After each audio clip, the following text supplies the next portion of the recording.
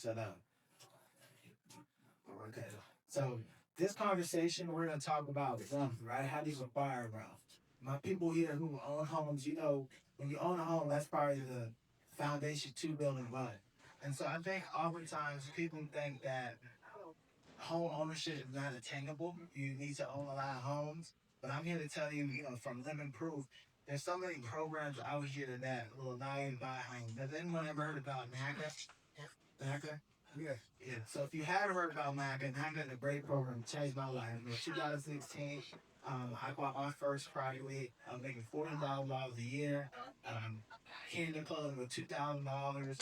Low market interest rate. Great product. I didn't go house for 70 after success, right? So there's programs out here that I just want to emphasize. DCHFA, they did here earlier. They have HCAD, they have CCO Minorities. There's a lot of programs that will allow you to purchase home for little to no money out of your pocket. So now once you get that home, what do you think the next step should be? Now you acquire the property, what should you do? Gotta make sure you don't lose it, right? And so through insurance, right? Insurance is critical, right? So that my first question was that. So after you buy homes, what kind of insurance should people get? Uh, Most people are going to look at term insurance. There's two different types of insurance, but most people in that stage of life are going to be looking for term insurance so that God forbid something happens. One of the very first things that can happen is debt is paid off so that, my spouse is okay or, this asset can stay in the family. So you talked about term insurance. So there's term and there's whole life, right? Term and you can call it whole life, I would say permanent because whole life is one type of insurance that will fit up under permanent. Can you talk about the difference between that term and that whole? Absolutely. So, either way, if we're talking about life insurance, let's first establish something. The money that gets paid out by the insurance company is called a death benefit, and that is an absolutely tax-free lump sum check, whether it is term or whether it is permanent. Now, the difference if it's term or permanent is in the length of the contract. So a term is obviously a term. It can be 5 years, ranging all the way up to a 30-year term. A permanent is no matter when you die, this insurance company is going to cut a check to your family. So that at the very top, when we start going down the list of differences, that's the main difference between the two. Awesome. So can you talk about that cost of insurance? So I think a lot of people think insurance is, costly and it's not, doable, it's not sustainable. Can you go into the cost and like what the average cost is? Yeah, yep. Uh, Mentor of mine said you don't buy insurance with your wallet. You buy insurance with your age and with your health. So let's start it there. But term life insurance is fairly inexpensive. You can get a lot of money for pretty inexpensive, maybe $50 if you've got a $750,000 life insurance policy. Again, it's going to depend on your age, your health situation, but you get the picture. I mean, it could be as low as $20, especially if you're just kind of starting your career out, your college age, whatever the case may be. Or maybe you're closer to retirement age. Even still, you can get a larger death benefit for a fairly inexpensive amount of money. That's on the term side. Now, if you're on the permanent side, and there's differences around why you would go permanent versus term, but if you're on the permanent side, again, you're basically going into a contract with the insurance company and saying, no matter when I die, I want you to cut this check. And they're gonna say, okay, you're gonna pay a little bit more for that guarantee. And so the permanent is usually going to be more expensive, but still you can find those good deals, and at the end of the day, you still pay with your age and with your health. And so how much life insurance do we actually need? Okay, no takers and money makers. I'm gonna get to this one real fast. All right, there's a lot of different ways to calculate it. I'm gonna give you an acronym. Here's the acronym: LIFE. LIFE. You guys write that down? LIFE. L stands for liabilities. I stands for income replacement. In other words, if you die, how much income do you need to replace in your household? How many years do you want your spouse to be able to survive without having to go out or whatever the case may be? You make 100,000 a year, okay? You go get 500,000. That's 5, 6 years give or take, right? But LIFE. liabilities, income replacement. The F is going to stand for family and funeral expenses. So you know if there's some situations in your family and that's going to call for certain, extra money or whatever the case may be. So that's the F. And then the E is for education. Maybe you got minors who need to go to school, college.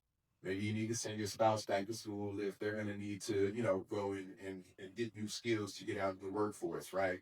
So the E is for education as well as everything else. That's a great way. One of the quickest ways as a financial planner, I'll be right there in the meeting with my clients and calculate on the fly.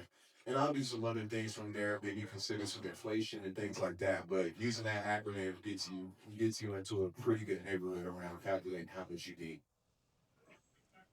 Did you guys take notes? Did you write that down? All right. Okay, that I just said because it sounds like I'm down in your dream, but I'm not. I'm just telling you, is your dream worth it that you're trying to pursue? And the reason people call me a renaissance man is because I'm willing to pivot. When I see an opportunity, I pivot, I pivot, I pivot, I pivot. That means doesn't mean I've walked away from a skill that I've developed. I realized I maximized that plane of income. Now the problem I have with all y'all out there is that they're empty seats. Saying I have a problem with that. Because that's what this is all about. How you present yourself. Are you willing to be like me, do the things that she talked about, and multiply your efforts? Right there. Multiply your efforts. Because what you're doing right now ain't enough. I can tell you that right now. Because my maximum is scary compared to your maximum. And I've been this way 40 years. So you have to look at the mirror and go, what is your maximum? If this is your maximum, drop both of the businesses. Because you're wasting your time. But if you really to amp your max and go through some pain and some tears, you can win. And I swear to you, she's crying. I swear to you, she's woke up going, what the hell am I doing? I swear that she's woke up and felt like she's the only person in the world. She's woke up and felt like she's making babies and staying alive. That's what success is all about. Warren Buffett feels that way. Bill Gates feels that way. Donald Trump feels that way. Barack Obama feels that way. Everybody who's successful feels doubt. But what makes them overcome it is doubt. Thank you. You got time? How can I say it? Okay, very quickly. It's very difficult in this day and age with social media because everybody is a business guru, but they don't even really own a business. So has become a problem in today's society. So discernment is so important, which is why I gotta go back to prayer. Sorry, because discerning even who is the person that you should be talking to, and then understanding as you grow, there's a cost and a price associated with talking to these type of people, right? So you have to determine, is it worth my money? Is it worth my time? Is it worth my investment? And can this person bring something to the table that takes me and my business further than it already is? And I wish I had a blanket answer for that, other than really do some real research, interview people, and make sure, like, just like that, it goes both ways. It could be interviewing you, but you interview them too. You're illegal, so do some background checks, figure out what's going on, and really learn to just separate yourself from the people that are no longer in alignment with you. That's something else that we don't do well. That's almost like firing somebody who holds people too long, right? So once you separate yourself, you just start to attract people that you're trying to attract. But in this day and age, just be really careful about who is calling himself a business girl. Do they actually have a business? Have they done what they're trying to teach you how to do? And is their business where you're aspiring to be? And I will say this, although we're out of time and shot, I gotta give you the last word. No, you're pointing at it back now. Okay, that's why you swaying with that final brother. And I'm angry down in my heart. They could not do the job I needed them to do. So the hard decision I had to do was lay them off. And that's a decision that one day you're going to have to make. You might have to fire somebody you care about. You might have to lay off somebody that you love. But business is business. But it's better if you understand your business before you got to where I got and made the mistakes that I made. And that is, I ran my business from my heart and not my brain. Well said. Well said. Great advice there, boy. Now, let me ask you both this question. I'll start with you, Monique. What would you say to someone right now in this audience who just feels stuck, like too late or maybe I'm too old? What kind of words of encouragement could you give them if they've never started a business before, but they really wanted to give it a shot? Well, first of all, it's never too anything, unless you say good things. So if you feel that it's too late, or you're too old, or you're too broke, or you're too uneducated, whatever your excuse is that you're giving yourself, that is what it will be. But if you tell yourself the opposite, then it will be that also. And I know that that sounds cliche. This has nothing to do with business or work or whatever. Prayer is a part of my business strategy. It is the start of my business strategy. And I don't know if everybody in here is spiritual or believes in higher power or God or whatever, but it's part of how I run my businesses. So if you believe in what the word says, it's not too late. You can do whatever it is that you want to do as long as you put the work behind it. I don't like that comment. As long as you put the work behind it. You can't just sit and wait on it. You can't just pray on it. There has to be action behind it.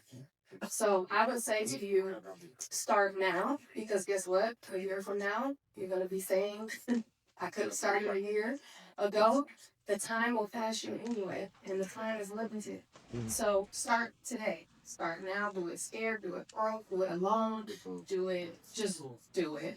Just do it. And that's all you have to do is, and once you do that, once you start being in action, like that's a real thing. Like being in motion creates energy and attracts exactly what it is that you need to you. Once I started running my businesses, again, not from a place of lack and not thinking about everything from a broke mindset, that's when the money started to flow. I want you to see your reality check before you start shaking your dreams down or leaving your job or say what you can't do. Well, I'm too old for that. I don't really know what that means, but I would tell you this. If you're struggling where you at, you had a job you don't like, your relationship you're tired of, or you're going down the street with a business you open, you don't know how to close.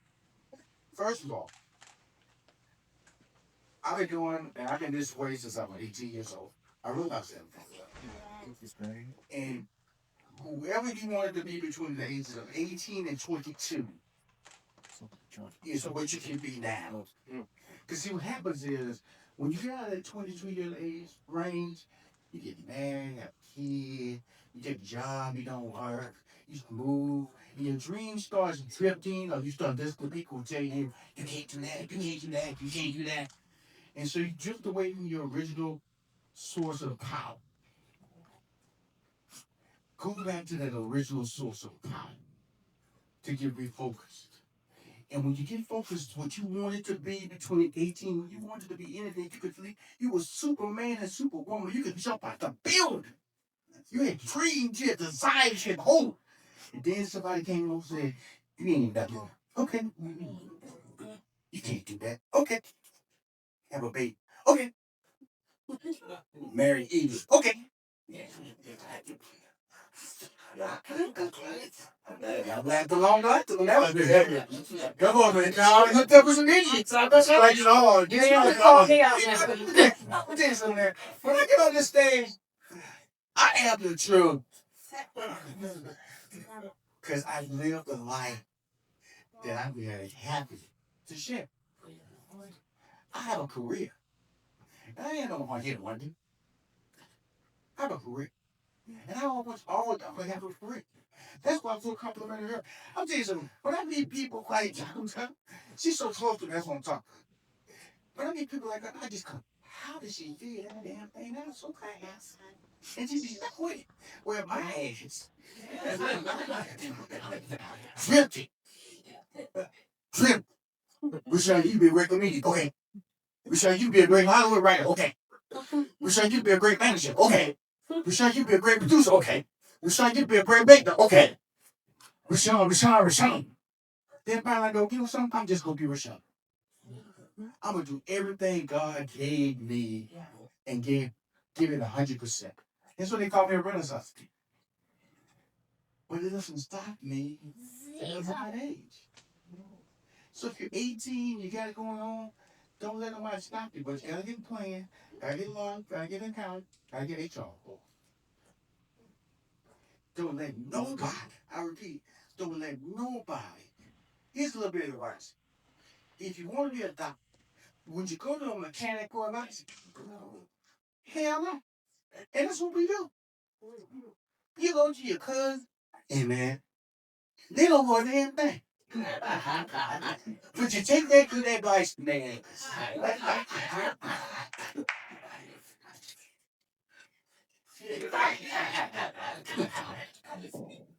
You know what?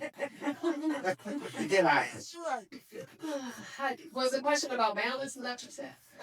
Tell me again. Right. So, for context, right, balancing two businesses and the main career, and then thinking about vision and staying alive with vision without drift.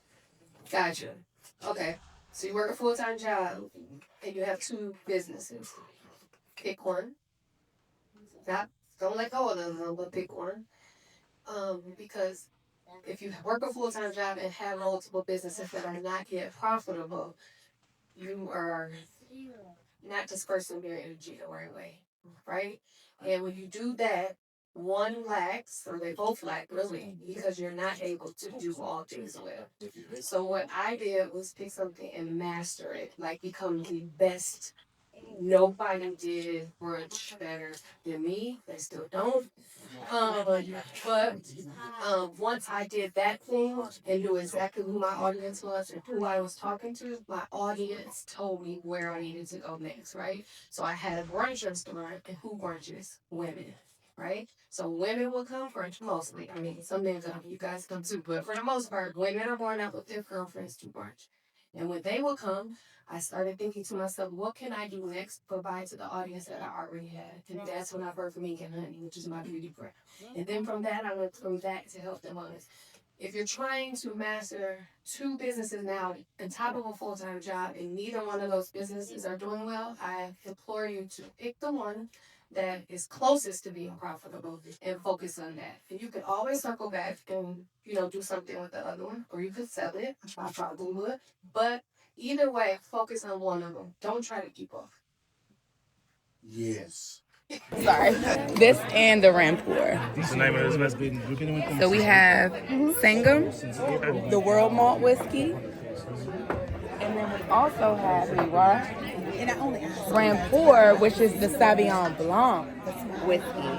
And we have the amazing owner, founder right here. We're going to talk to him in a second.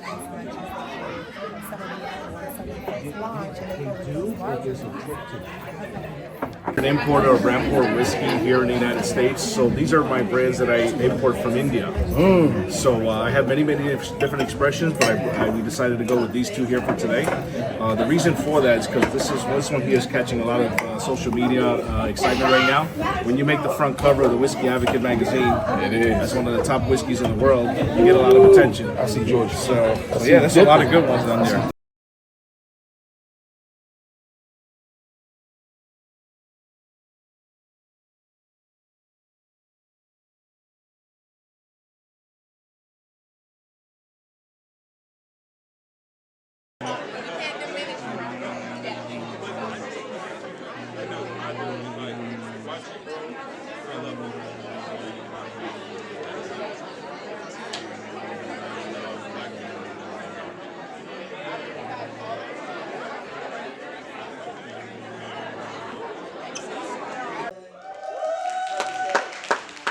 No worries, Washingtonians. Both of my parents are from Northwest DC, so I like to think of myself as DC tied.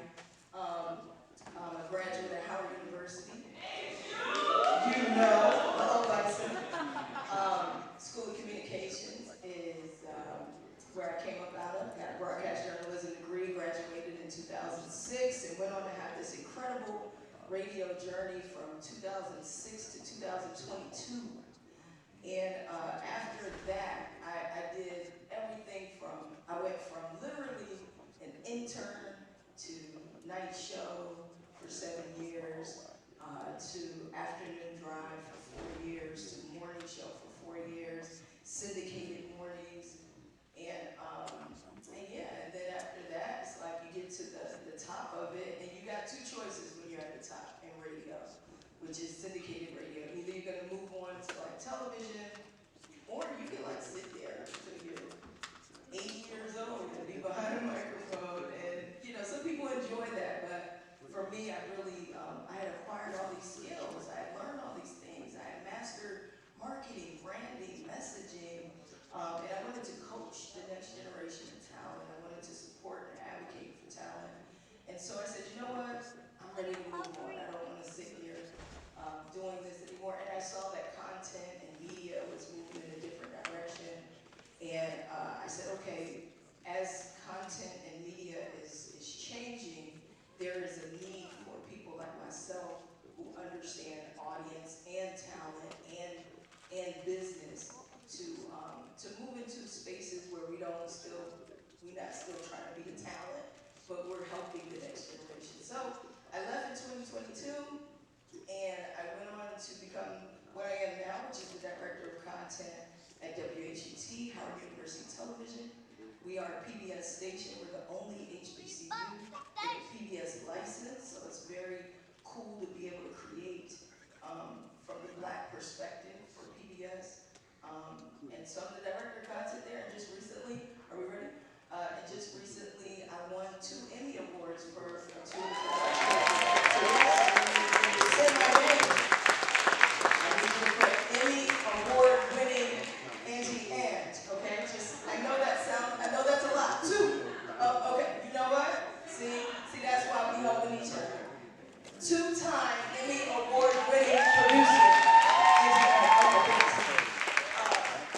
No, I'm really excited about that, really proud of it, because both of those Emmys, one was centered around Kamala Harris when she came to Howard and brought her headquarters up there, and it takes you through, it's called HQ, but it takes you through the whole roller coaster ride from the time she gets to campus, and her crew gets to campus, and all of the people out there, and then by the end of the night, you know, just how it goes, like, it literally went like this. But I think it's an important story to tell, and I thought it was important to capture at Howard. The second Emmy was a series I created called Decades, and Decades is about different people, places, events in DC that have occurred that don't really get a lot of coverage. And so we talked about all different types of people and let them tell their stories. We profiling people, places, and events. And one of those was a guy named Antonio Yo Jones, who took a turn during that racial era, and it cost him a lot, but it's a story of redemption and how you can come out of those situations. You lose a lot, but you can come out of those situations and do some great things for others. And so I'm really proud of both of those Emmys. I'm very happy to be here with you guys today. One last bit, and then we're gonna rock and roll. Okay. I also am an investor. I've been investing for quite some time, and 2022 as well. I opened up a restaurant with my partner, Jeff Miscuri. It's called Miss Toya's. So I've had Miss Toya's Creole House in downtown Silver Street. Yeah. And so with that said, this is an important conversation. I'm so excited to have this young lady here, because when I was doing my morning show, we had a thing called Working Woman Wednesday. Not to be confused with Twerk Some Tuesday. Hello, those of you that know about Twerk Some Tuesday. But Working Woman Wednesday was all about women who were just making an incredible mark. And this young lady hailed from Baltimore, Maryland. But what she was doing down in Atlanta was unlike anything I had seen at the time. And she had this restaurant called Slutty Vegan. And all I saw was people eating these burgers and talking about how amazing they were. And when I found out she was from here, she was back home, and we said, "Nah, we getting her on the show." And so she first came on the show in 2019, and I'll never forget talking to her how electric her energy was. And so I'm so glad that she's here today, especially at a conference that's centered around generational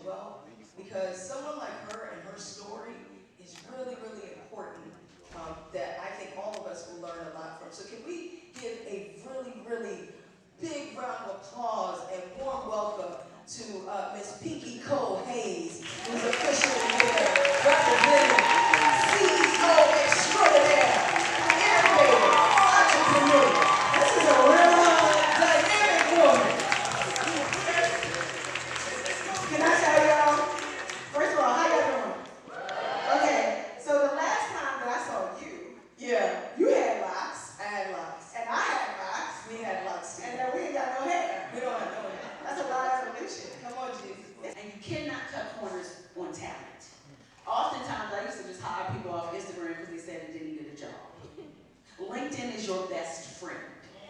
LinkedIn. Come on. LinkedIn. If you are an entrepreneur, you need to be on LinkedIn finding the right people, okay? And it's okay to go scouting people. If they work for somebody else, so what? Scout them. Seek them out. Because I realize your talent is your culture. If you have good talent, you have a great culture. If you have a great culture, you have a great business. If you have a great business model, investors want to invest in your business. Here's the other scenario. If you don't have good talent, you don't have a good culture, people don't want to work for you because they can't stand the leadership or the leadership don't know what they're doing. And if you don't have a good culture in the business, then it is going to be displayed with your consumer. And if the consumer see that it's all over the place, they will come once or twice, but they're not coming back. And when they stop coming back, guess what? You don't make those dollars. And when you stop losing those dollars, now you can't afford to pay your staff. And when you can't afford to pay your staff, now you cut corners and you half-assing it. And you get people that aren't good for your organization and they're giving you 75% when you really need 100. So your talent is the gift that keeps on giving. So you gotta make sure that you got the right talent. You gotta make sure that you got your third eye open. You have to make sure that you always pay attention to your business and do not put your name on every single thing in your business. That is the biggest pieces of advice that I can give you when you're growing and scaling a company. Scaling is not the hard part. You can scale all day long, but knowing how to consistently be consistent when you're scaling will make all the difference. So I hope I answered your question, sir. But yes, tons of lessons learned, and I would not trade it for the world. Yeah. Wouldn't trade it for the world, because let me tell you something. Right after I lost my company and I bought it back, do you know I was on the stage introducing T.D. Jakes and Oprah Winfrey on the stage of 2,000 people, all because of my story and how I lost my company and I bought it back. Yeah. So every single thing that happens in my journey is by way of reason. And I wrote a book called I Hope You Fail, and we have it out in the lobby. Yep. But really, failure is not what society thinks it is. It's finding the aspirations in the losses. Sure.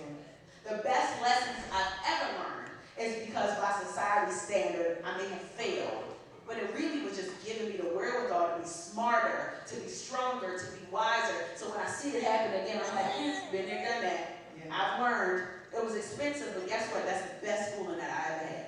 Yeah, we definitely, I encourage everybody to go find that book. Pages and Volumes is the bookstore. It's a Black women-owned bookstore back there. But go to the Pages and Volumes table to get, I think we have both of your books. Yes, we got the Eat B, because kids are here. It's a cookbook with amazing recipes, so yes, get that one too. Okay, Pages and Volumes in the back, make sure you check out that book. Before I get to your question though, that leads me to something though. I want to talk about how your personal brand can be impacted by your business brand and the mixing of the two.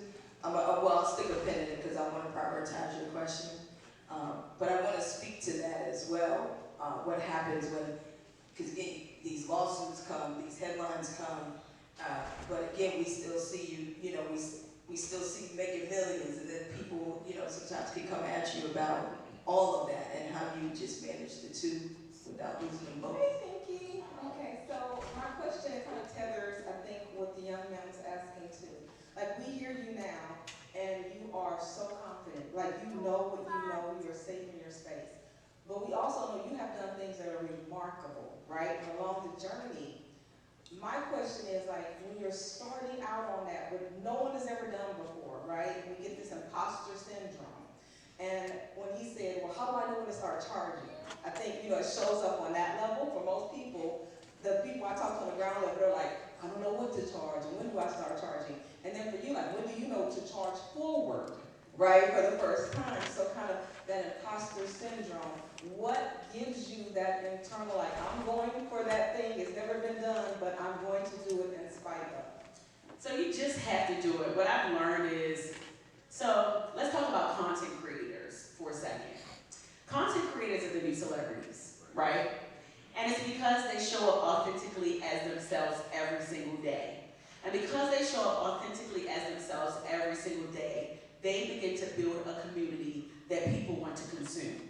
So the minute that you feel like you have enough of a community where people want to consume it, that is the moment where you should start charging, because there's somebody else in the world who has less people in their community and they're making a lot of money doing it. Another little key that I use, I got a best friend, and her name is Tisha. Do y'all know who that is? Chat GP Tisha. All right? Okay.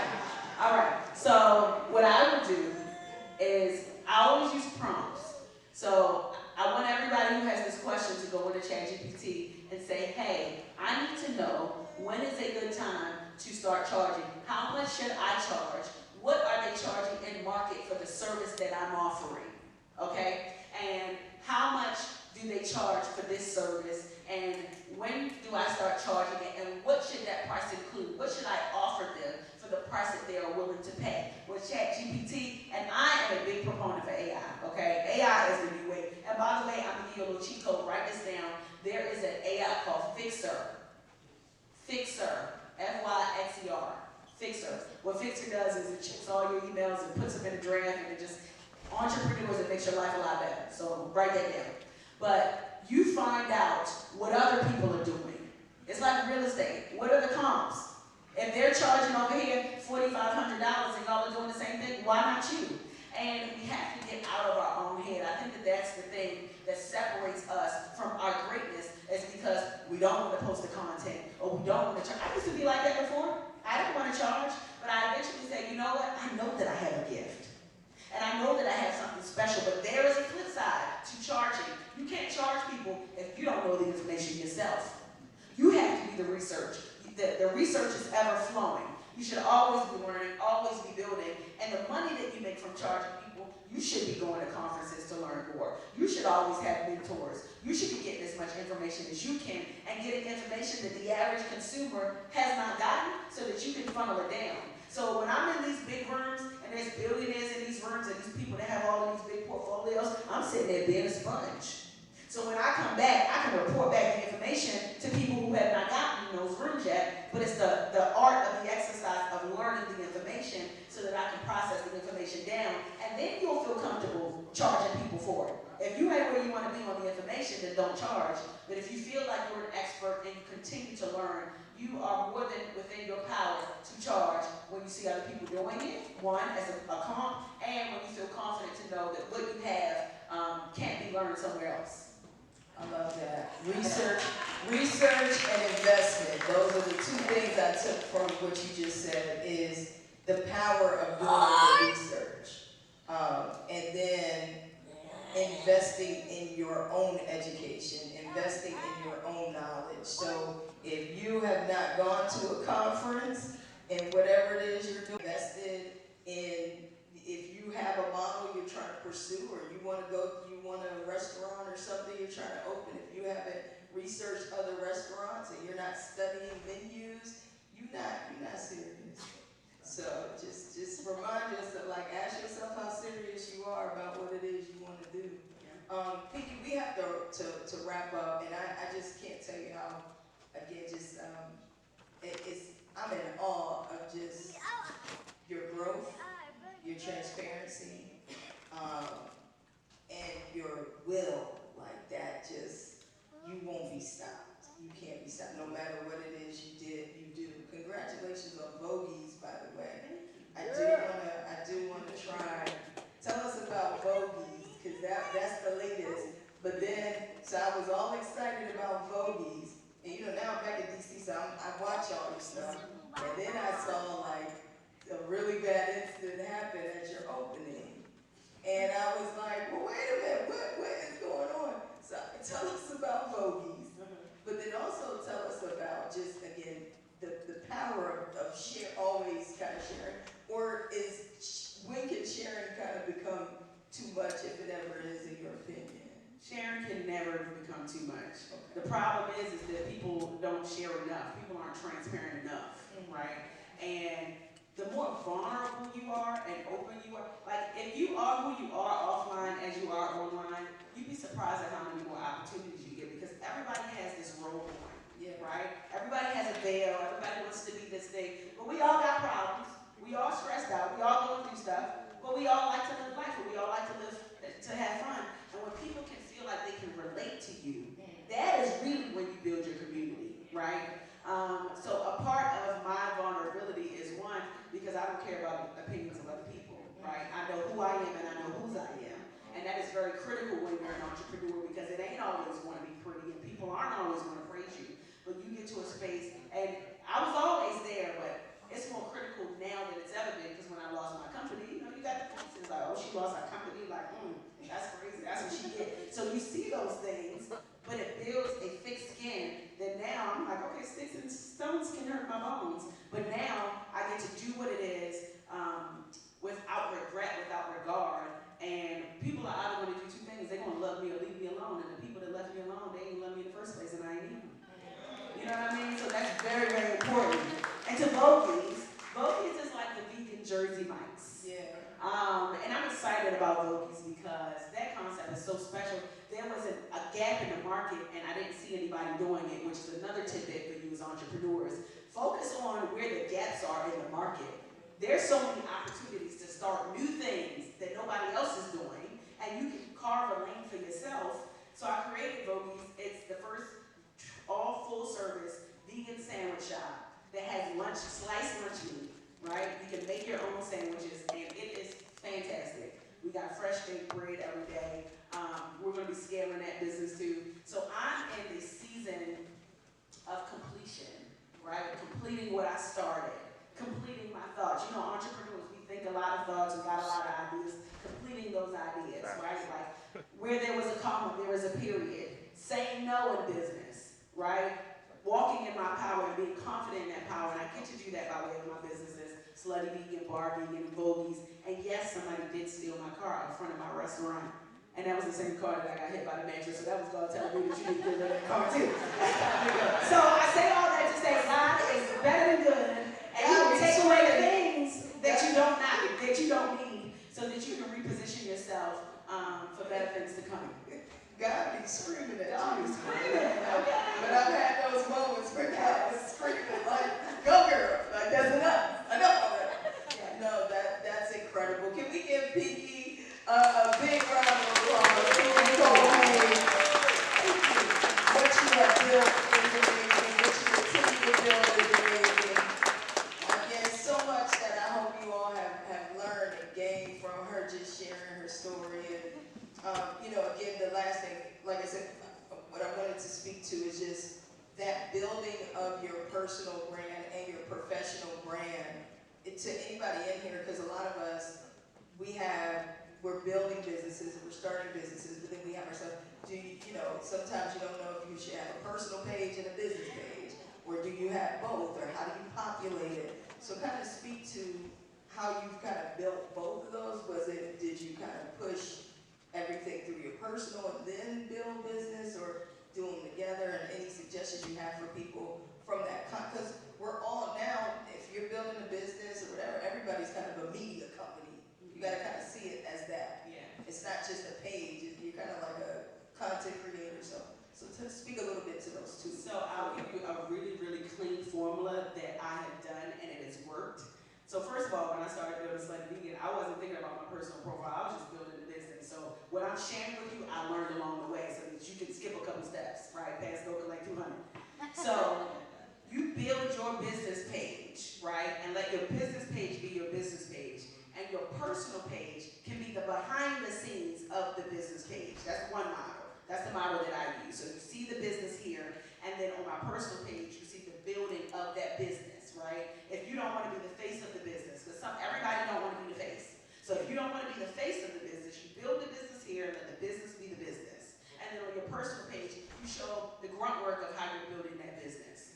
That's option one. Option two is you embrace being the face of your business. There is nothing wrong with being the spokesperson for your business, and people should absolutely see you growing the brand up every day and talking about how you're learning the business and how you're getting better and how you're opening stores and how you got a new product. Because now you've built a invested-based business where people are invested in you, and because of you, they want to be a part of the business. So they associate the business to you, but there is a fine line with that, right? Because if you want to be the face of the business, how you move, how you talk, how you act, you have to show up in a certain way. You can't be on a business and you be talking one way, then you go to your personal page and your pants sag, you cussing on your pet.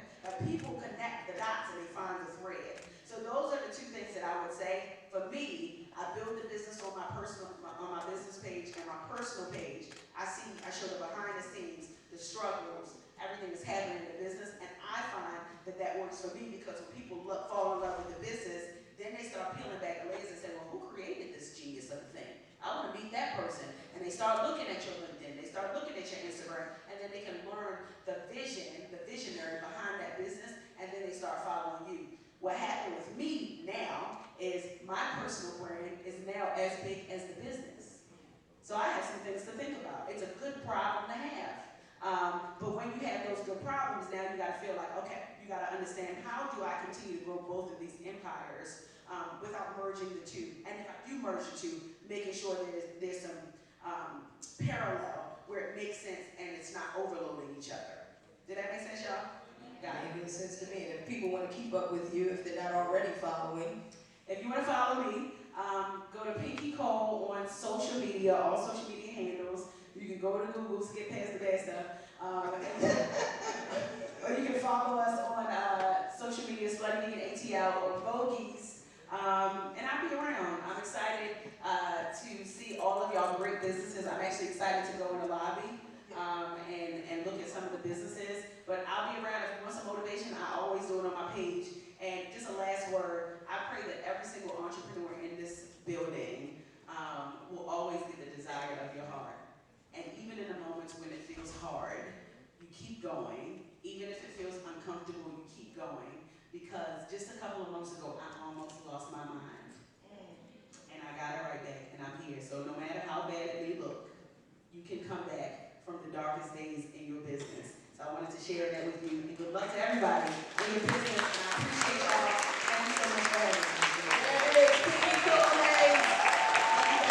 thank you. Don't forget y'all both of her books, the recipe book and I Hope You Fail. It's in the back, pages and volumes. Please go back there and see those books. Okay, absolutely. DJ Heat.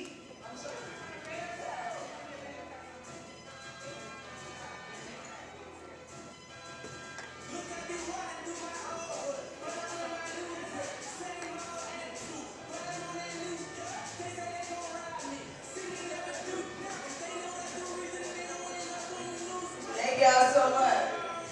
And thank you, Randy, and the whole crew for this opportunity. Appreciate y'all. Enjoy the rest of the Generational Wealth Expo.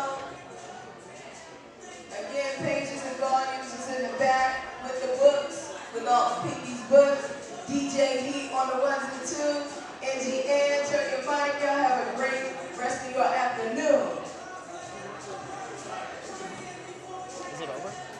One more time for Angie Ange and Pinky Cole.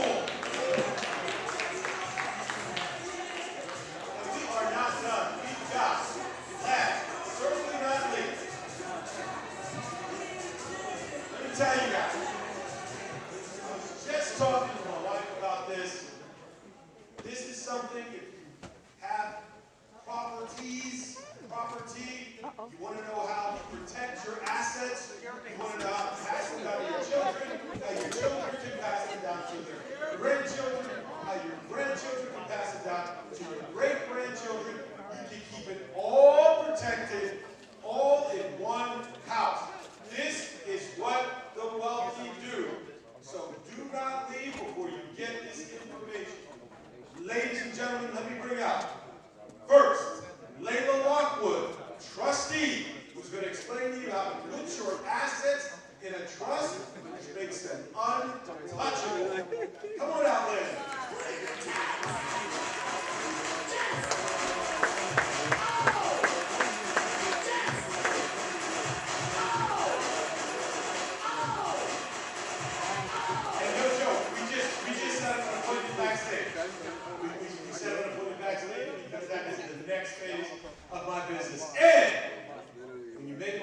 money that we just talked about, you will need a wealth manager.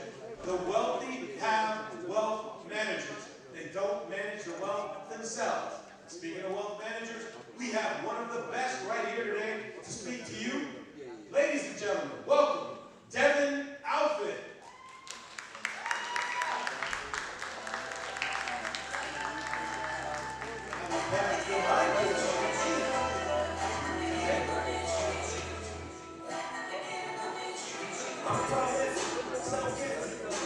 People that are in the game that trade, whether they are beginning level or whether they are at the macro level and doing big things. So for your $500, your value is $15,000 because you'll get to connect with people who are teaching you in real time. This is at the basic level. Now for the people who want coaching, now they gotta pay $1,500 a month, and that's a different group. So you got the basic group for the beginners, for the people who just want to get access to the information, and then $1,500 a month is where they pay you directly and you can coach them.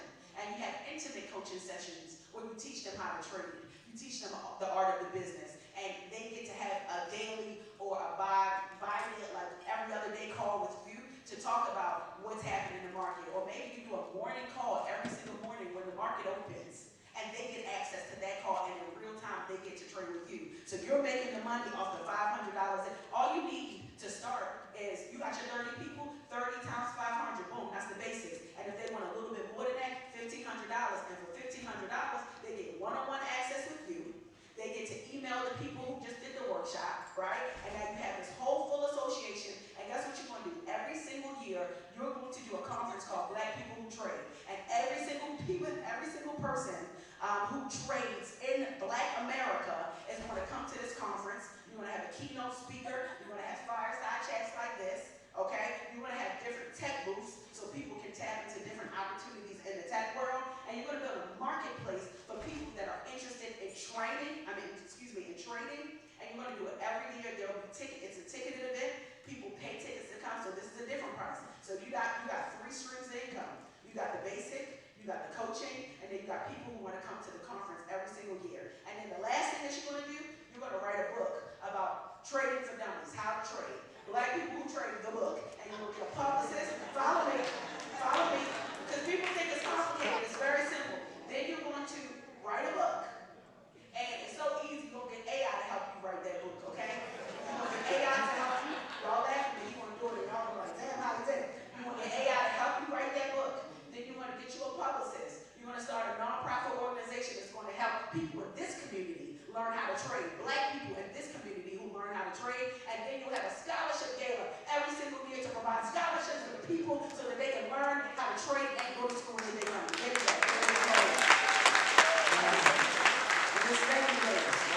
Black people who trade. Go trade right now. Black people who trade .com. Then you got the Black people who trade merch. Oh, not the merch. Okay. I got a question to that. Nav, I'll send you the bill for that presentation. Okay. It can be, you can send it in the form of stocks. And I'm going to add, as someone who comes from a family of financial advisors, and I want to get into this with you next. Whatever you do with that, however you follow that plan, know the legal side of what you're doing, because you've got to be careful about giving financial advice when you are not licensed to do so. So disclaimer. Are you licensed? Okay, so that's the first thing. Before you do Black people trade, let's go get license. Before you get set up. You want to make sure your credentials are in order.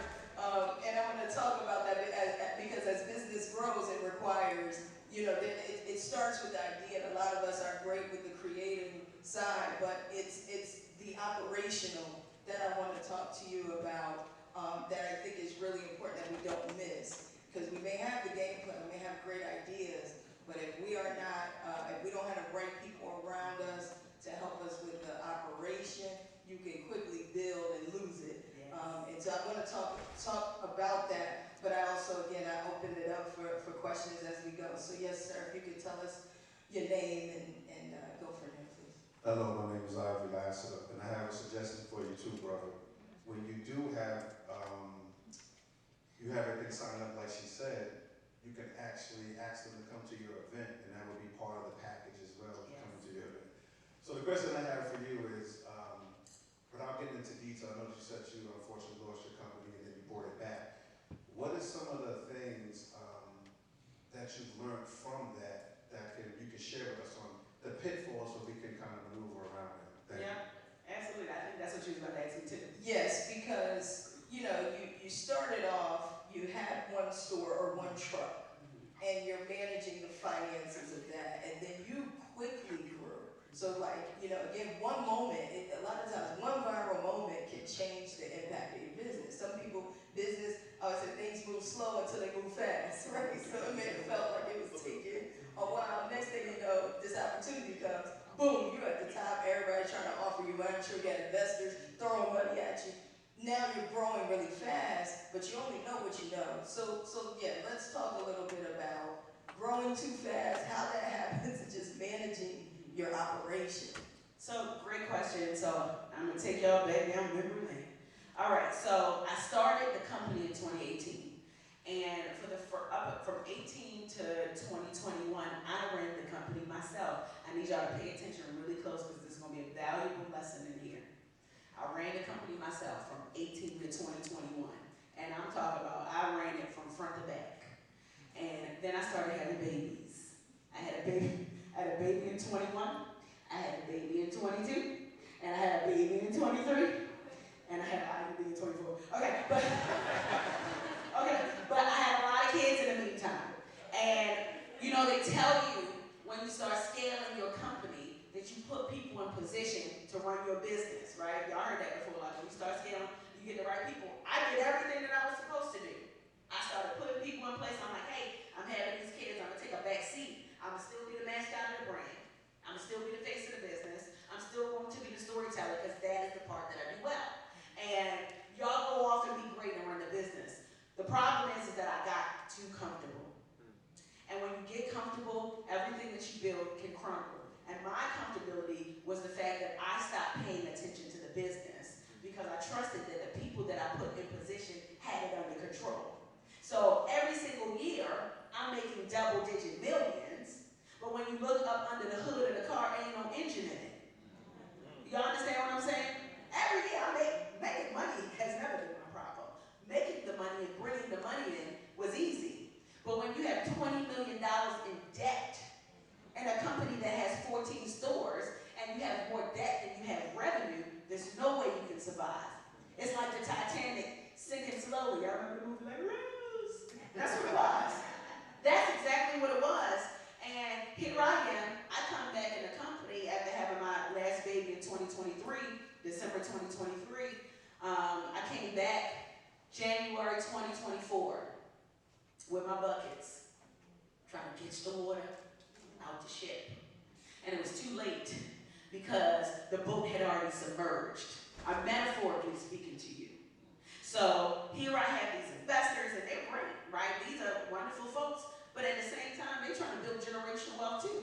So when they give you money, they expect to see a return on investment. So at the time, I couldn't understand why they no longer wanted to help me. No, they didn't want to help me because we done spent the money. We did a lot of great things with the money, but it was ambitious. And it was in the height of the pandemic when it cost $900,000 to open up a Slutty Vegan when it should only cost $600,000 to open up a Slutty Vegan. But in the height of the pandemic, a box of gloves was $12 when it was only supposed to be $4. So inflation was through the roof. So I got money at a time when, a lot of people weren't getting money, but at the same time, everything was so expensive, and then I didn't have the right leadership in place. And because I didn't have the right leadership in place, the empire that I built eventually crumbled. So my investors, they kept asking me, they kept, suggesting that I file for something called an ABC. Does anybody know what an ABC is? Raise your hand. Okay, one of us, two of you. You're like 5 years old, you don't know what ABC. Oh, you know the alphabet. Yes, you know the alphabet. Okay. No, yeah, ABC. Okay. We all know our ABC.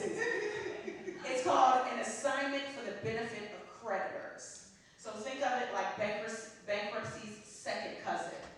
And what that is when you have too much debt in your business and you can't overcome from the debt. You you have to go into this insolvency proceeding, and an estate takes over. So y'all remember Michael Jackson when the estate took over? An estate will take over, and they will own all of the assets. And what that meant for me is I no longer owned the company. I had to resign from the board. I no longer was the CEO. And for 43 days, I didn't own that company. And that was incredibly difficult for me. I am the Slutty Beacon.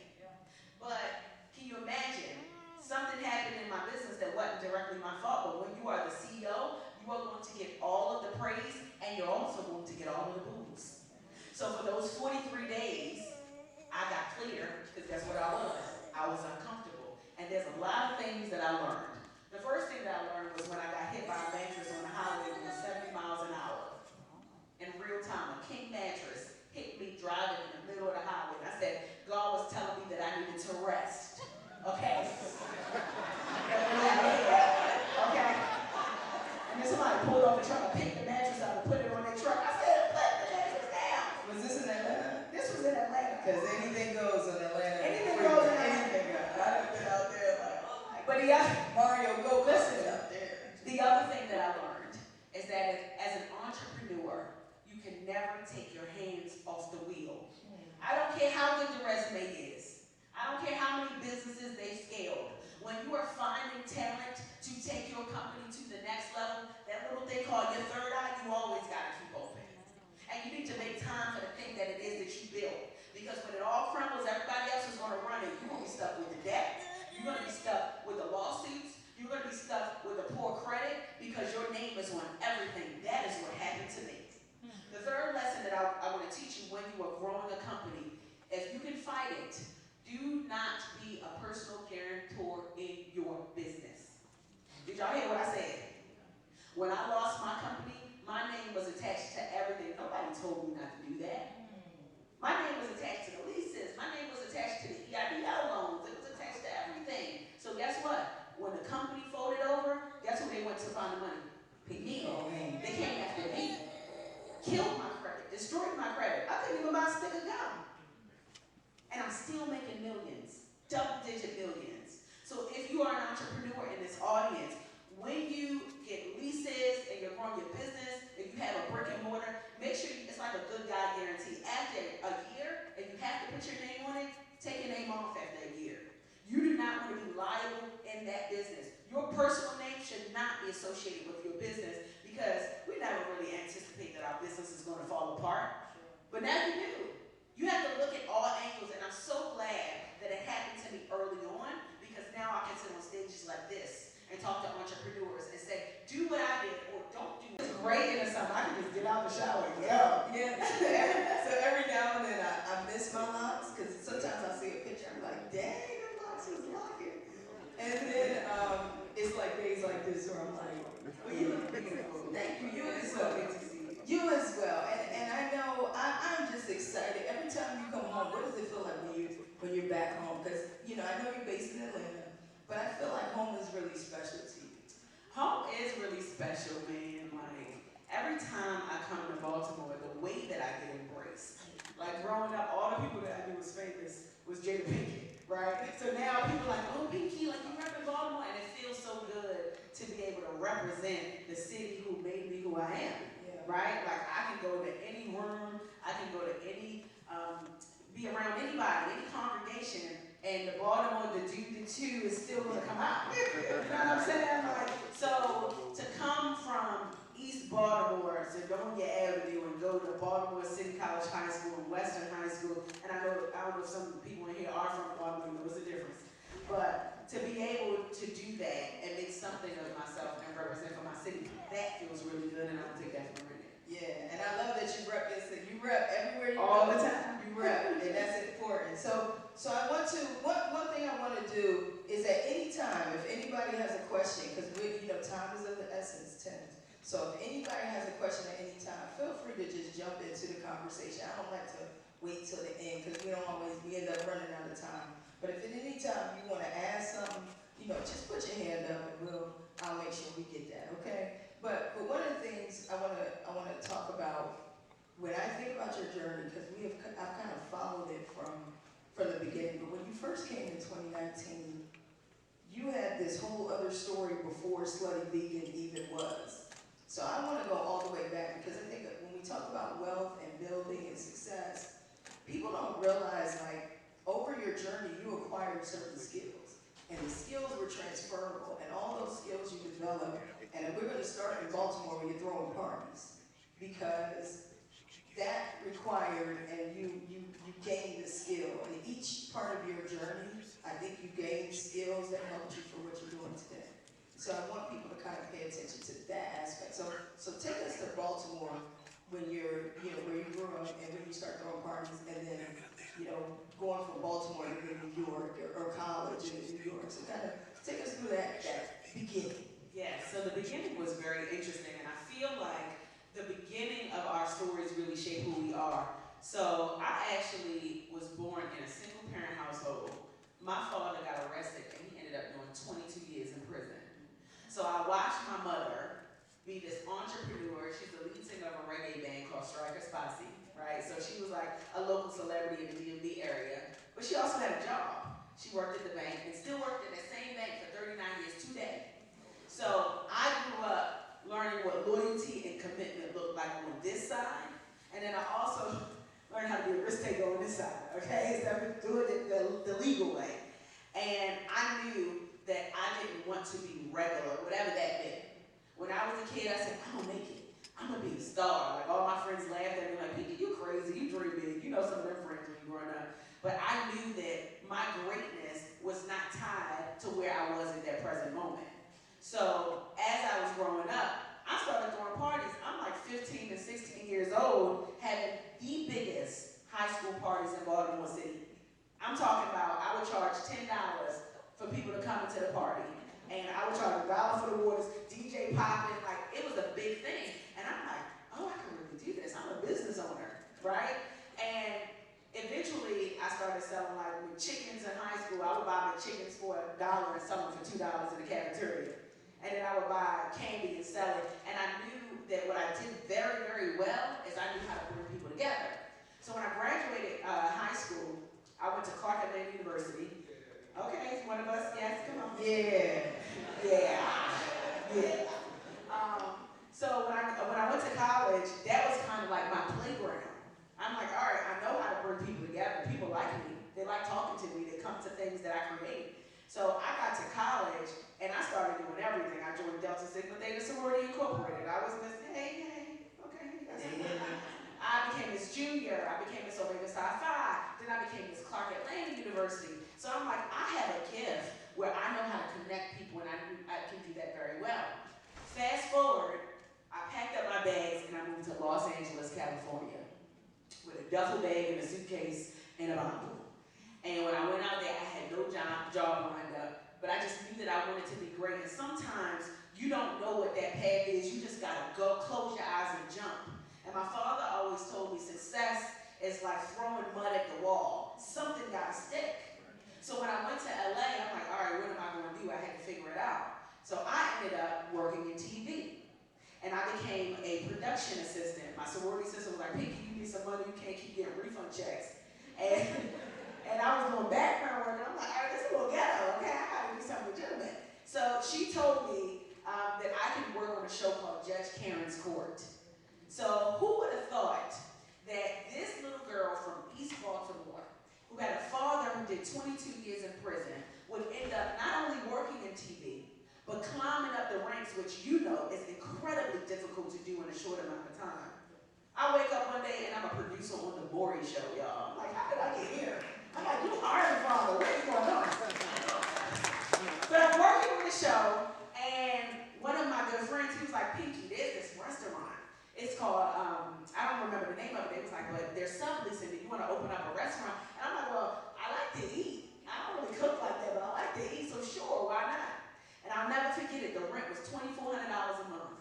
And I signed a little bootleg lease. And I moved my stuff in. While I was a producer at the Maury Show, I took my 401k, I got a little loan from a family friend, and I opened up my first restaurant, and it was called Pinky's Jamaican and American Restaurant. So before Slutty Vegan, I was slanging jerk chicken and oxtails, okay?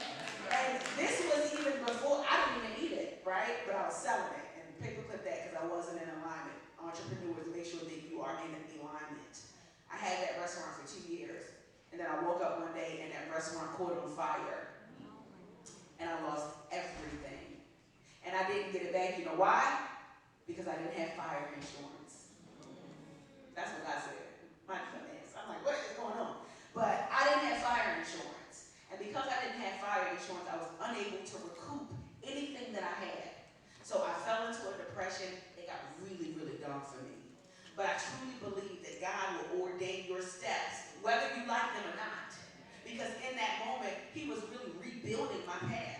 So much so that I got an opportunity to work on a show called I'ma Fix My Life. And here it is. I'm like, I need some therapy, and I get hired to work on a therapy show. I'm like, look at God, what are you trying to show me? Okay, so I'm working on the show, and I get to help people heal while getting the healing that I need. And here comes an opportunity to open up what we know as Slutty Vegan. I'm sitting in my 2-bedroom apartment, and I'm sitting there, and at the time, I'm running 5 miles a day. I'm reading one book a day. My friends called me crazy, just like they did when I was a kid. And I knew that I was preparing for something big, and I didn't know what it was. And then one day, I was sitting in my 2-bedroom apartment, and Slutty Vegan hit me like a light bulb. Now, there was some grass associated with that, but I see some kids in here, so I won't say what kind of grass. Okay? But you know what kind of grass? Oh, it's legal here, okay? You know what kind of grass I'm talking about. But anyway, that is when I came up with Slutty Vegan. And when I tell you, when God has something for you, nothing can derail the path. Because as much as I lost my first business, as much as I didn't know anything about building a hamburger empire, every single thing fell in my lap. I'm talking about starting from a ghost kitchen, to starting a food truck, to building an empire, to creating 14 locations, to becoming a cover girl on Essence magazine, making a Time 100 list, making the Forbes 1000 list, getting a cover of England. So many things that I've done by way of the journey and the pathway. So I appreciate all of the steps that I've taken, but this is a road very well traveled. Has it been easy? Hell no. But it's been so worth it, and I wouldn't trade it for the world. I love that. That's a heck of a story, right? Yeah. Now I want to pause real quick before we keep going. Any questions so far? Any questions? Okay, I'm gonna keep going. Okay, so everybody's following. So a couple things I'm taking away is one, there are, again, certain skill sets that were interchangeable for you. No matter what you did, you were willing to take a risk. And you knew that you were a connector. So whether you're connecting people with parties or connecting people to shows, or connecting people with food, you know that you're a connector, and you know you're willing to take a risk. Yeah. How many people in here, you know your strengths like that? Okay, that's good. That's a superpower. So part of, it's a superpower. So part of taking the risk is when you know yourself. When you know what you have to offer that will work, whether in anything, right? So sometimes we get more caught up with what we do versus how we're able to do what we do. And so for those who may not know this strength yet, if I'd have got stuck in, I'm a radio personality, then the day I didn't have radio, I'd have lost myself. Because I'd have been so caught up in the vehicle and not the fact that I'm the driver. So it don't matter what vehicle I get in, as long as I know how to drive, that's right, I'll be all right. Now the vehicle may look a little different. One may be a little better, one may be a little janky, but I can drive any vehicle because the name of the vehicle is me. So that's something that I'm getting when I'm hearing you, because you've been in multiple vehicles, but we're hearing the same things, right? Is that there's a level of risk that she's always willing to take, and that no matter what, she knows how to bring some folks together. Always. Okay. So one of the things I want to ask, another thing that I'm seeing is on your entrepreneur journey. Let's talk about what happens when you're making money, but do you just kind of did you walk away from your production gig after a while? Like, at what point did you know, I don't need a job anymore, this will be entrepreneurship, will be what I do full time? And then, how did you transition? Or did you just jumped in and it's like, we full time, go or bust? Like, how does that work for you? God will make you uncomfortable so that you can pursue the path that you were supposed to be on, right? So I'm working on the show, and I got the first restaurant, because it's happened twice, right? Working entrepreneur, both go rounds. And in both instances, I got really uncomfortable. And people often mistake uncomfortability as to like, all right, well, you got to continue to do that same thing, and then it'll change. Sometimes uncomfortability means that you got to do something different, because God is signaling you a message saying, all right, something got to change. You got to pivot. You have to do something different. So I got uncomfortable both times, and it got to the point, it's almost like a pressure busting pipe. And eventually, that pressure is going to bust that pipe where you cannot do the things that you were doing before. So I knew that I had to take a leap and fully focus on my restaurant. From the job, I'm the one to do the firing, right? So I get fired, and I was devastated. But that same day, I went to this 24-hour spa called JG in Atlanta. If you go to Atlanta, you gotta go. So I bring my team members, and we over here I'm sad, I'm trying to figure it out, because this is a really good position. I'm making $5,000 a week at 29 years old. That's a lot of money. I had somebody's dream job. But then here is like vegan. So I'm sitting here at JG, and I get a call from Jermaine Dupree. And it was like at 12:45 midnight, in the middle of the night. And we're at JG at the time. And he called me like, hey, Pinky, I got Snoop Dogg and Lil Duval here. They want some food. Can you bring the food truck? This was the day that I got fired, right?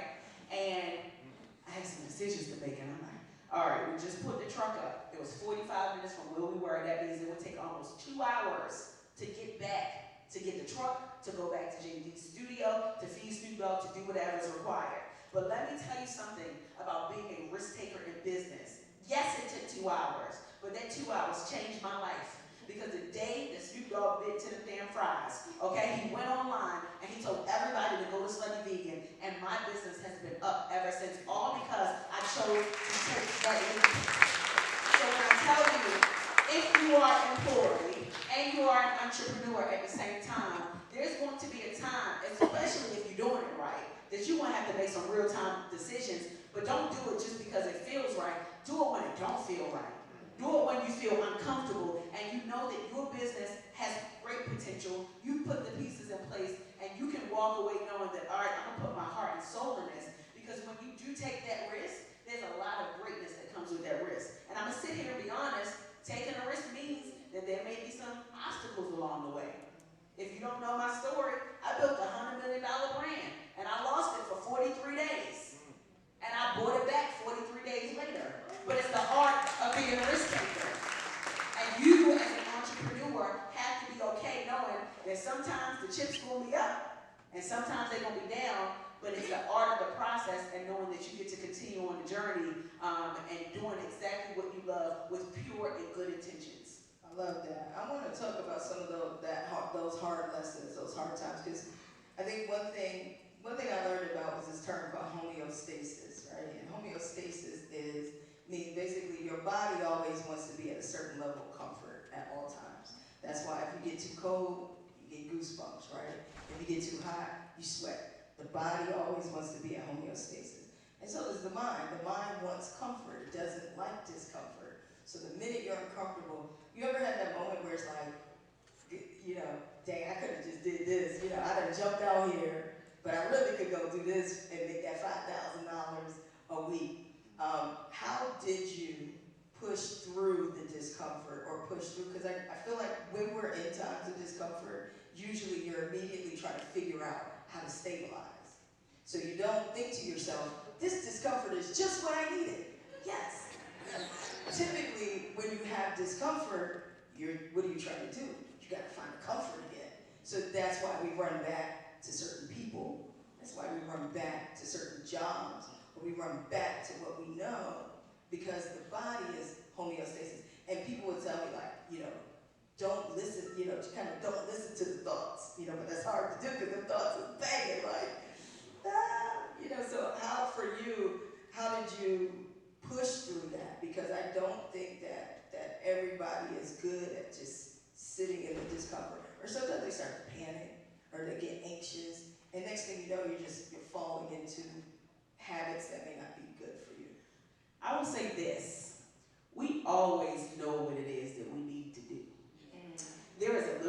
Y'all know that voice? That's really God. But it's a little voice that tells you what it is that you need to do. And I'll be honest, my clearest thoughts came in my brokest moments.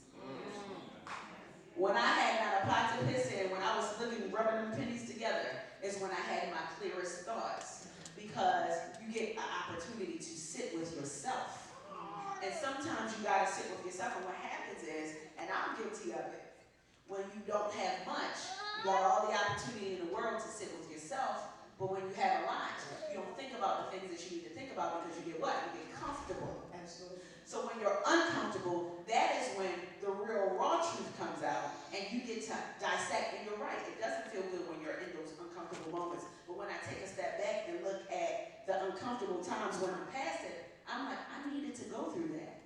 Because it's almost like beta. My new president always says, like, everything is always in beta, right? When you are uncomfortable, it really means that you're in beta. You're always figuring out, you're always fixing, you're always identifying what to do different. So being uncomfortable means always being in beta, and that is when you get the clearest thoughts, for me anyway, right? So as I maneuver into this next phase of my professional career, I am finding the synergies between always being uncomfortable for good reason, but also having that level of clarity and not ever getting comfortable, right? Because oftentimes, as entrepreneurs, we get comfortable, business is doing good, you feel like you ain't gotta create no more, and the minute you stop creating, that's when you lose it all. This ain't a money game we playing with entrepreneurship.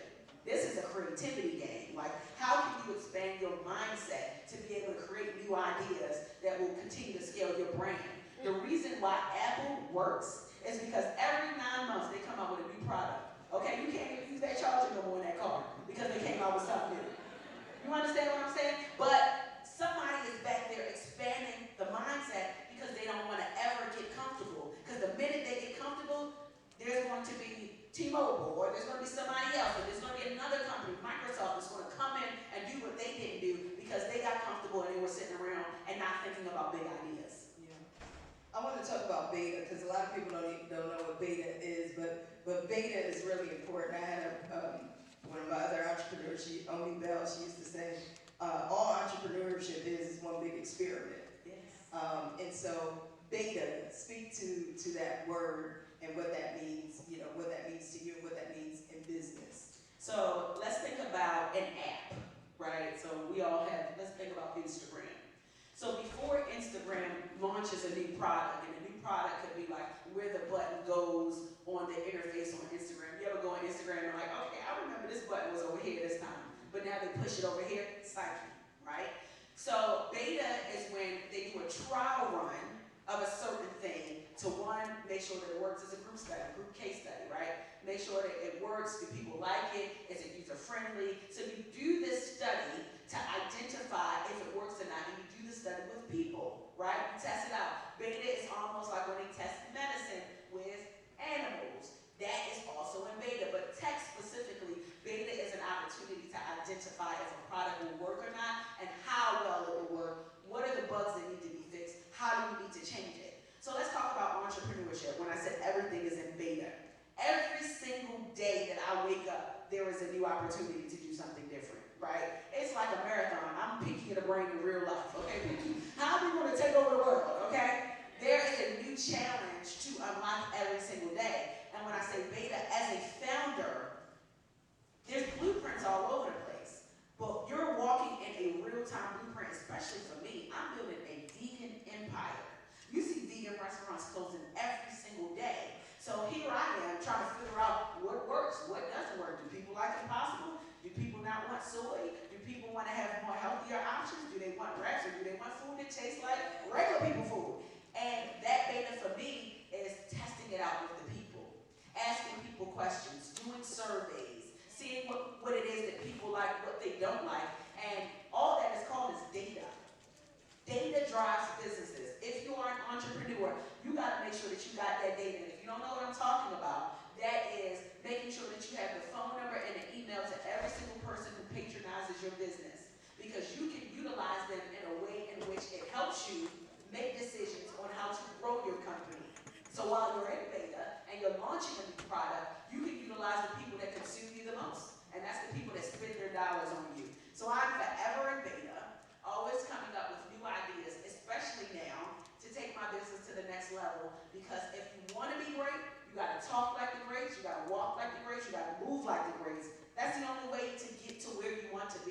You have to always be researching. You have to always be identifying how the data can help you, and you have to always be finding ways to unlock challenges. I love that. Did everybody catch that? Did y'all catch that? Right? Always data. Data creates the data creates the product. Some of y'all out here selling slippers and don't nobody wear them anymore.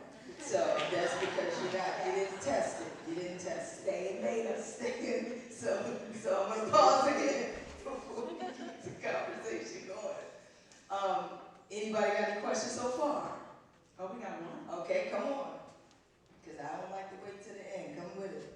First of all, I want to thank you all for sharing your knowledge with us today.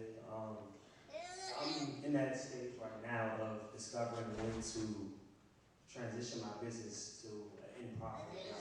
So I've been investing for 5 years. I've developed the skill set of being able to time investments.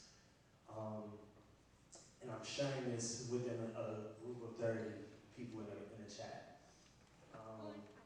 I feel as though because I haven't discovered, like I haven't reached a certain dollar sign that I want next to my net worth, that I should be charging for my services. So I'm trying to understand when is the right time to make that jump. But the main thing that I have been trying to do is build community. So I've been hosting events in DC. I just had one recently at the Park of 14th. I did that because I attended an event last November called the Black Wealth Summit, and I met local entrepreneurs and a couple guys you may know them from Earn Your Leisure.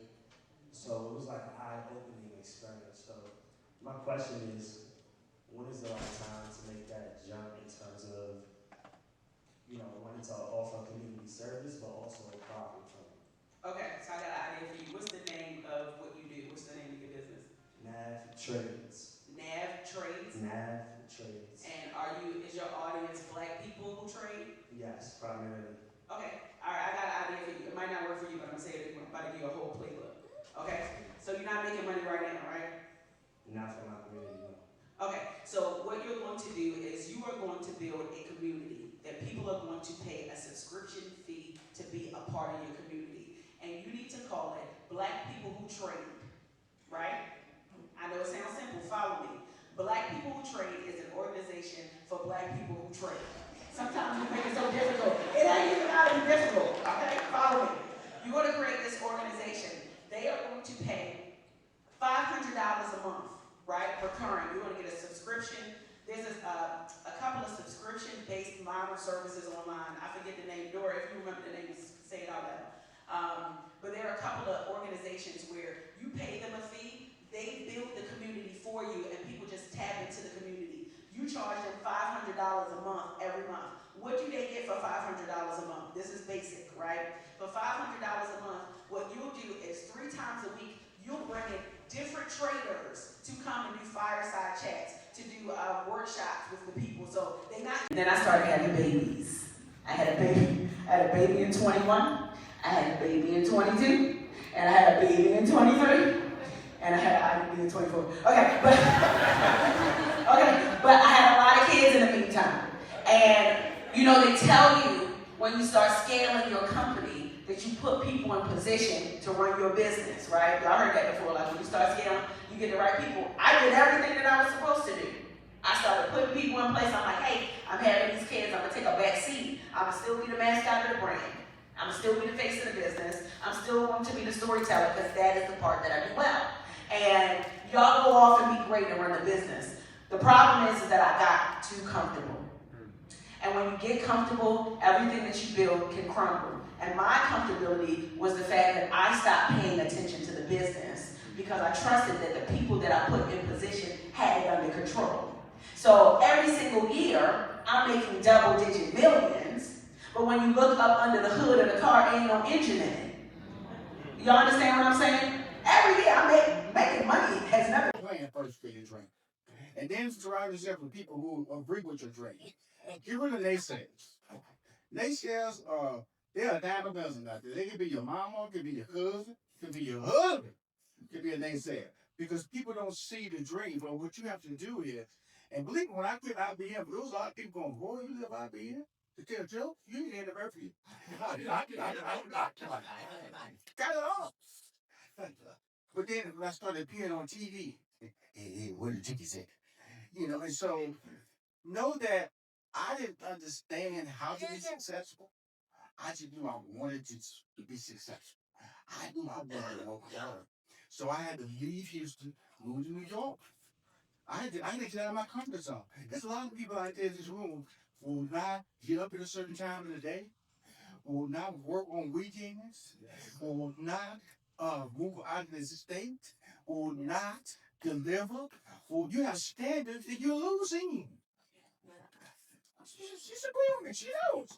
Anybody who's been successful know that I am uncomfortable every day. I was talking to my wife one day. She was saying to me, she was driving me to work at 4 o'clock in the morning. And she said, "Are you ever tired?" And I looked at her, I said, "I'm tired right now." She said, "Huh?" I said, "I'm tired right now." I said, "Well, that can't stop me from doing what I want to do." And as I close, I'm telling you my schedule right now. I flew, Randy called me. He said, "Rashawn, I want you to do this." I said, "Randy, anytime for him or I said, "I flew here today. I fly back to Atlanta tomorrow. I fly to New York on Monday. I got to do something to see next day. I fly back on that plane from Atlanta on Monday back to New York. On Thursday, I fly back to New York from Atlanta. I fly back that same day. On Friday, I fly from Atlanta to Houston, and I fly back the next day. That's my life. That's because people want and value what I bring. And I'm gonna tell you something. I'm tired of seeing. Damn, God. He has one more question. I'm gonna tell him to shut up. I'm tired, y'all. This is a tired old man, y'all. Look at that. But I'm doing what I want to do. So if you want to do it, know that you can't put restrictions to what you want to do. And you can't have standards if you're broke. You know, it's funny, you mentioned what's brought here. My brother, he'll probably in 20, 25 years. He said it's just like substance. Yeah, he couldn't stand it. He said it. Malik, coming back to you, mergers and acquisitions aren't common conversations in our community. We don't discuss it like in other communities. Why is that? And how can we normalize it as a wealth building strategy like you did?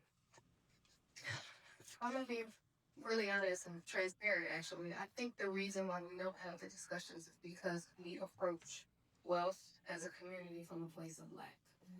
We don't think one that we deserve it, one that is attainable for us, that we can even reach those type of things. So once we have something, we tend to hold on to it so dearly and so tightly, like the mom and pop, okay, my dad had it, my grandfather had it, and we passed that, and that's okay. Please don't think that I'm saying there's anything wrong with that. But I think that's what prevents us from even having the conversations about acquisition and mergers and somebody taking over. It feels like lost to us.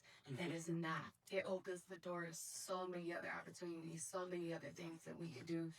If we just don't stay so attached to what we have and just trust yourself to have more than one idea. That's not the only idea you have. If you came up with that, you could come up with something else. And you have to learn how to pivot because idea you had 5, 10 years ago may not apply to right now. It may not work, and you're still so married to it and holding on to it. So just think about that because at the time, you know that I was involved in the first sale of Milk and Honey because I was able to sell things twice. Is that everybody said, "What are you doing? You got 5 locations. You're making all this money. Like, are you crazy? Why would you sell this?" Because it's time. I know. Like, you know how an athlete knows it's over. It's time to go. Well, some of them don't. They hold on. But most of them know. Go out at your peak, and that's what we need to do with businesses. When somebody offers you a fair number and you know it's your heart, take it and go do something else. I think that we just hold on to things much longer than we need to, and I think that's a life lesson too. And I think that's good, George. It's been poverty mindset and mindset of abundance. And that was very well said. Excellent, excellent. A question for both of you, but we're going to start with you, Monique. You both advise and coach others. Why is mentorship so important? And what's the cost of trying to grow without it? Before she responds, I gotta tell y'all who this this is what I do, y'all. I find people and I make them big. That's my gift is gonna get. When I spoke to her in 2019 on our podcast, it was probably maybe 1,000 downloads a month. Now my podcast is like 1.3 million downloads a month. Okay. She was as humble and like not I know she knows she's gifted and I know she knows she's but I just marvel at I'm like, do you know who you are? She's that gifted. And I'm just gonna let y'all know. Imposter syndrome is really real. You know, I ate at a restaurant in the car yesterday and I'm still full. The food is amazing. A restaurant in Atlanta, I ate it before it closed. Okay, food's outstanding. And I'm just letting you know that we have before. I just gotta tell you that you can be gifted and you can be famous and still be born. Yes. Well, zero round of applause. Well, sorry. Oh, sorry. Almost ready to question. I was gonna say I was just thinking to myself. Now I remember mentality. Let me just say this. For me personally, I do what I do as far as consulting and mentorship because I want to be to these entrepreneurs what I did not have. I didn't have anybody to ask the question to. I didn't know when I set up the first business to not set it up as a sole proprietorship under my social security number and then had over $1 billion worth of revenue and was like, what am I doing? Because this is going on my taxes. I didn't know anybody who had made 7 figures in revenue. I think that I could pick up the phone and call and such. I didn't know there was nobody I knew. I'm from Milwaukee, Wisconsin. I was a teenager mother. I barely graduated from high school on paper. This is not how my life should have went. So I didn't have anybody in my close circle that I could have a conversation with. Everybody around me thought I was crazy. What are you doing? Moving to Beltsville, opening this restaurant. So mentorship and consulting for me is paying it forward and being to those entrepreneurs what I did not have. I prevent them from making I made all the mistakes for the last 20 years, but you don't have to do it again. You don't have to. It's just a question. And I think that, yes, now I get paid to consult. I get paid well, but I do some mentorship still too because everybody doesn't have the money and everybody started out somewhere. So I try to do a lot of that too. So I think that it's very important. Find you somebody. Find even if it's just one person, and try to look for people that are doing what you want to do, that are already where you've aspired to be. I still do that. I still seek out people I'm nowhere near where I want to be. I've accomplished a lot, but I have so much further to go. So I still seek out people. I still enjoy conversations with Sean. I still like to meet people. I will sit in the audience after this and learn some more. So that's always so important. Just always be yearning for more information. Don't ever think you know it all. And don't ever think that you reached your peak because there's always somebody that can show you something else.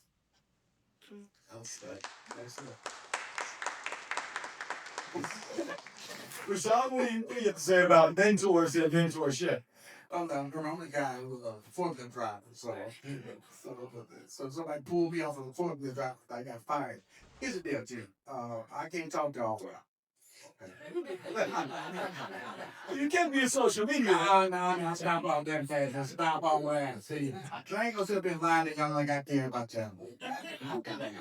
I care. All y'all can run up to me after the show. Hey, do something. You know, y'all don't like it. Seriously. I have a platform called Money Making Conversations.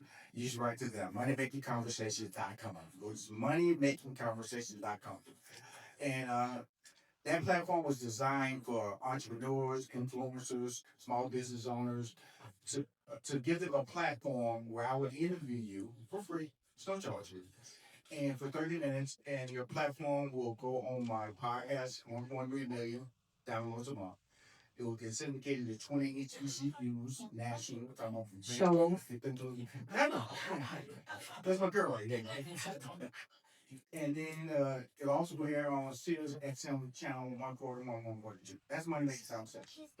But you have to do your job. You have to click the Be a Guest button.